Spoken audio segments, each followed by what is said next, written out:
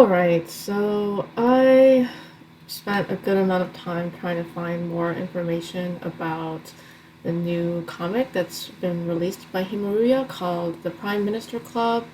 And surprisingly, I couldn't find that much, but I finally came across this wiki page that basically covers all of Himaruya works.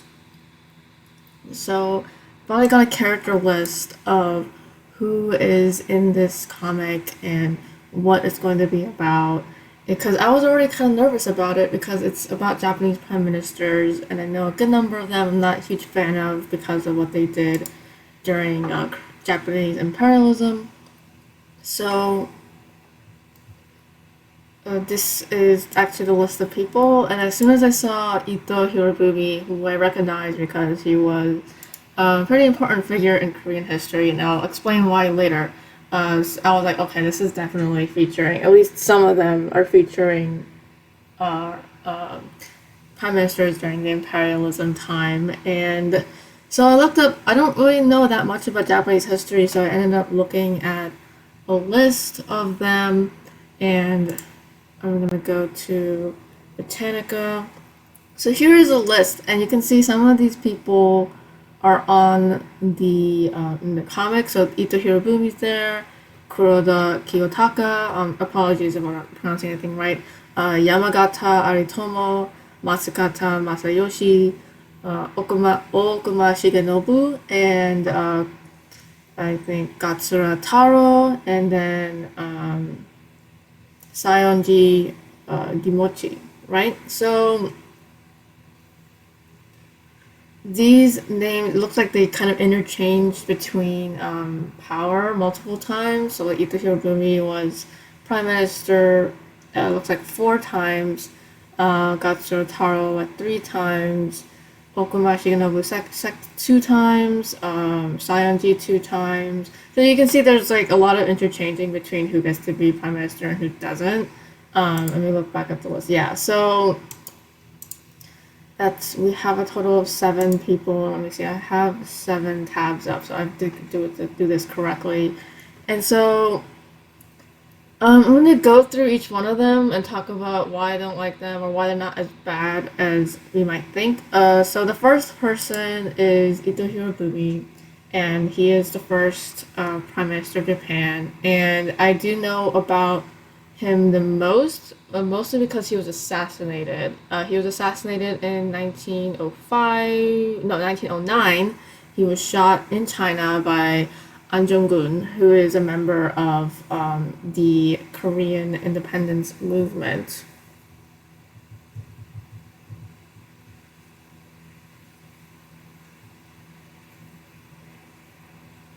An Jung-gun, yeah, An Jung-gun, and he was a member of the Korean independence movement.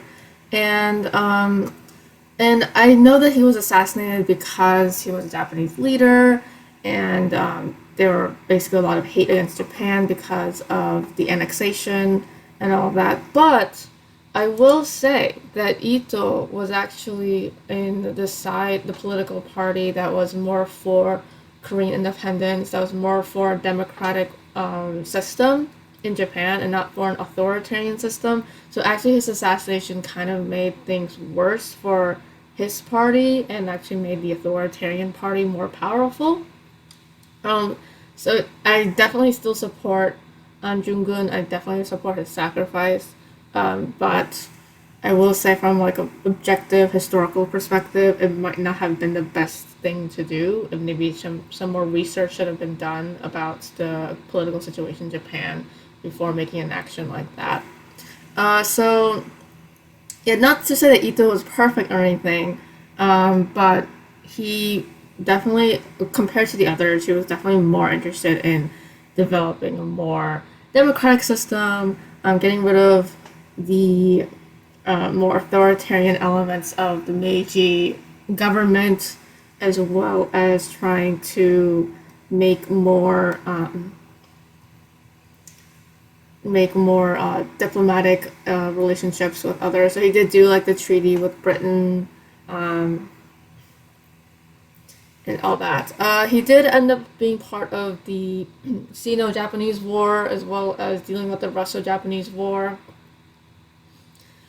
So, I mean, even though he definitely his personal feelings were like against annexation, he still was part of it, and so that's kind of I think that's why he got shot and killed. And so after him in power is Kuroda Kiyotaka. Let me see this loads. He was also played a leading role in the Meiji Restoration. Put the emperor's power first. Let me see.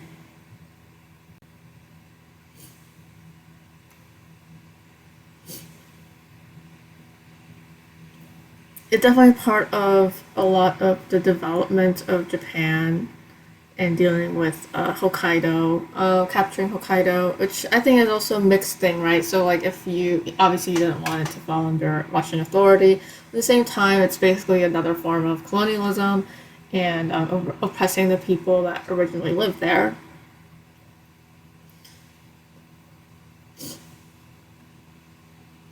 And that's not much else is there about him. But I definitely don't like. I do. I mean, it's mixed, right? Because it's always the thing about colonialism too is always about development of the area, educating the people, and all that. But at the same time, it's not necessarily the best thing. Like, yeah, people would say the same thing about Americans coming over, not Americans, the Europeans coming over to America and like colonizing and developing a relatively primitive area. It's not, I don't know, that's kind of like a weird wording here. I don't like that article saying that. I mean, I'm pretty sure Hokkaido had a vibrant culture and was doing what they were doing, and then the Japanese came and kind of forced their ways and American westernized ways onto the people that lived there. So that's that. But he didn't do much else in terms of like international stuff other than rewriting a lot of treaties with Europe, which I totally support because Europeans were being assholes at the time. Okay, so the next one is Yamagata Aritomo. He was the first prime minister under the parliamentary regime, and he was a soldier. So that already makes you feel like, oh, I don't like him. Let me see. He was part of the Revolutionary Loyalists. That helped overthrow the Tokugawa shogunate. If you don't know what the Tokugawa shogunate is, I'll probably explain that in another video. It's like a long thing, and I actually am kind of a fan of them. Anyway. Yeah, he was secretary to the vice minister of military affairs. He proposed forming an imperial force. Okay, I really don't like this guy.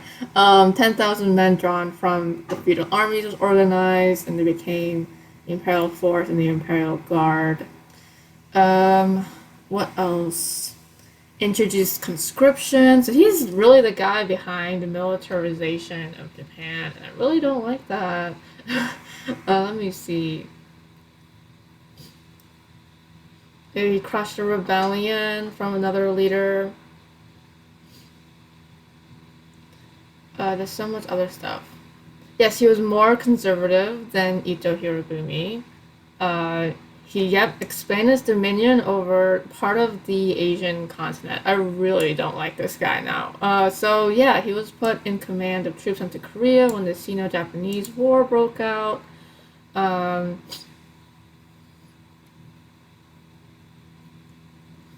Yes, okay.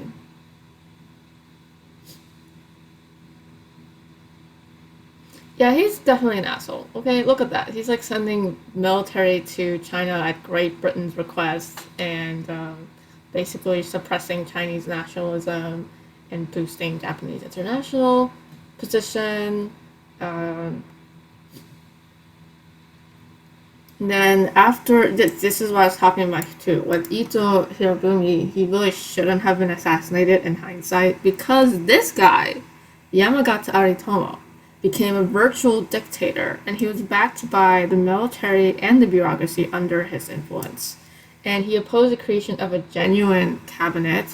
Uh, he kind of, you know, finally he got in trouble for letting the power get into his head. So yeah, this guy is definitely an asshole, and to the point that even the the emperor's family just basically got him kicked out. So, yeah. Alright, the next person is Matsukata Masayoshi. Financial reforms was kind of his thing, and modernization of the Japanese capital. Alright. Definitely, he was more of a financial guy. Okay, I mean, government expenses were cut. There's a lot of privatization. The Bank of Japan was founded, so he's kind of like the Alexander Hamilton of early Japan. He retired shortly after his appointment because of widespread opposition brought on by his harsh students with diet. Adopted the gold standard. He was basically a money guy. I don't really see any problems with him. He's just doing his job. It's fine. Did some financial stuff and like budget monitoring and stuff like that. That's totally normal. That's what you're supposed to be doing as a finance minister of your country. So nothing to say about him. Okay, next person. Okuma Shigenobu. Looks like I used all the access for Britannica. But looks like, I'm just gonna look at the short part here. He was twice served as Prime Minister of Japan. He was involved with a lot of Western stuff, reestablished a formal ruling authority. Okay, I'm gonna look up I'm gonna go to Wikipedia, even though it's not that reliable, but Wikipedia is free. So yeah, take this with a grain of salt because this is Wikipedia, so we don't know if like everything here is correct. I'm just gonna look at stuff that citation is there. So he did meet with Dutch missionaries, read the Bible and the American Declaration of Independence. Let's see. So he worked on removing the ban on Christianity. I support that. I like that. Freedom of religion is important.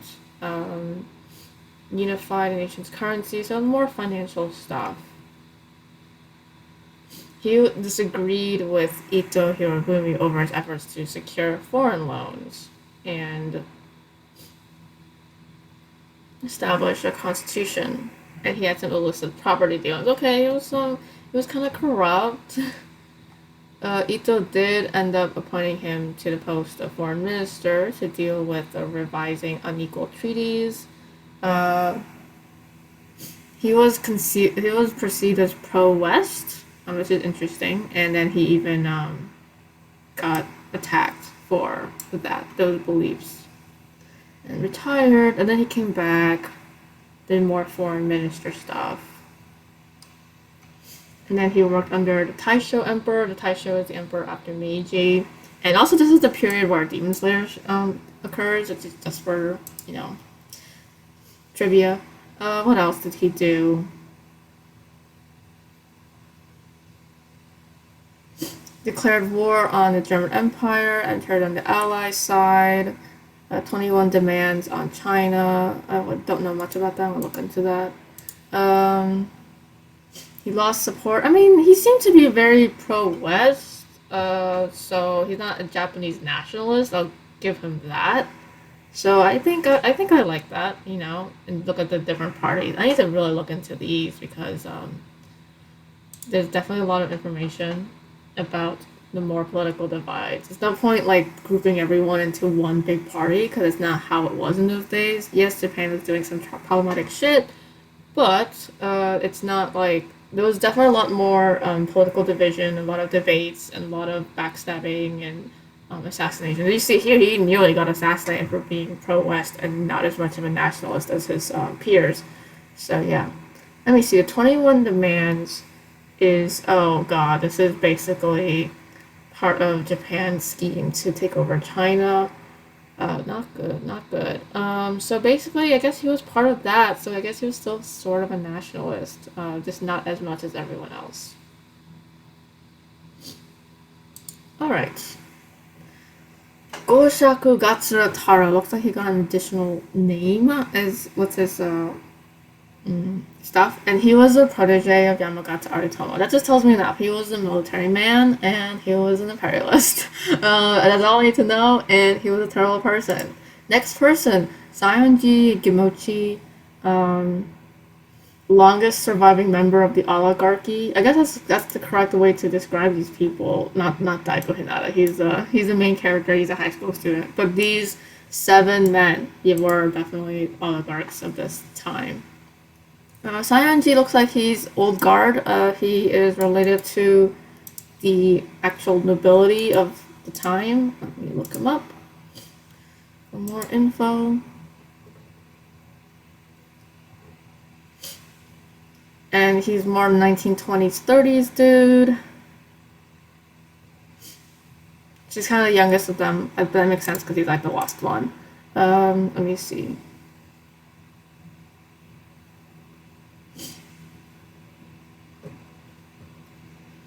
He served as vice president. He had a liberal political point of view because of his experiences in Europe. And he was actually up against the military regime. So sorry. I feel bad for you. Because that must have been rough.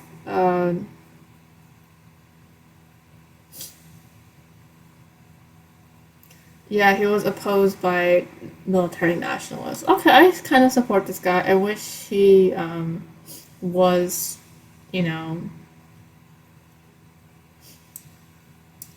I wish he was more powerful. I wish he was able to do what he needed to do. But he wasn't, obviously. Detested by militarists, and he was almost assassinated in 1936. And I don't know how, and there's not much else there.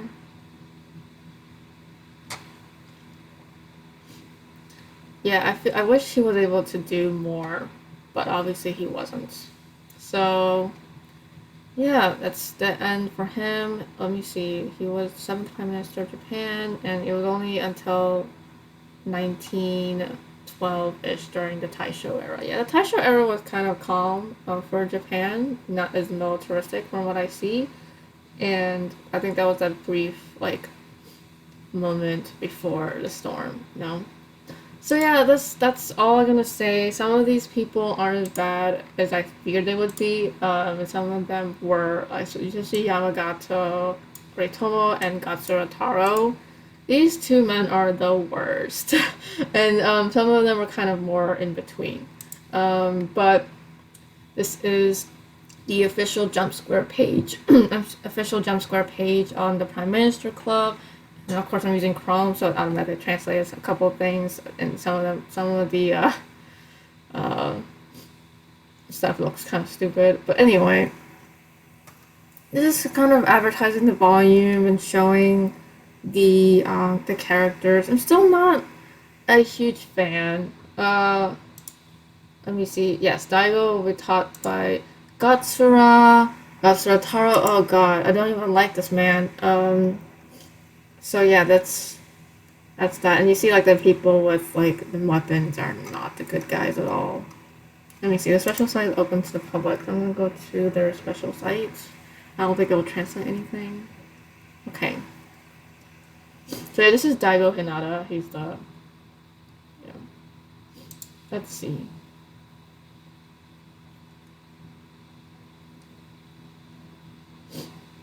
It looks like they're not going to translate any of this because it's actual. So I'm just gonna go to the wiki. I mean, the thing about this is, I guess this is Ito then. The thing about this is that, yeah, these people aren't like as, like, they're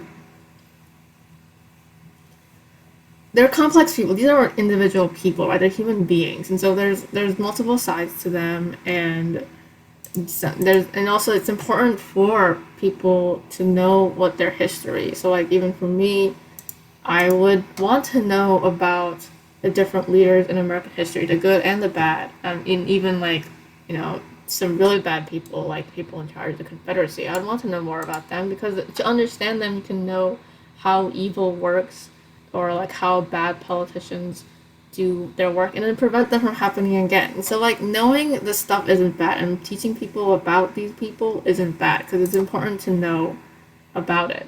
But at the same time, you having people like, you know, like Yamagata Aritomo and making him look like, you know, a pretty decent looking guy with, you know, cute characteristics.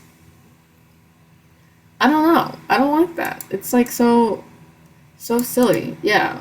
And I mean, I feel like there's one thing to do like the Roman emperors, like he's done in Italia before, because a lot of them are also very evil, and a lot of them also did so many terrible things.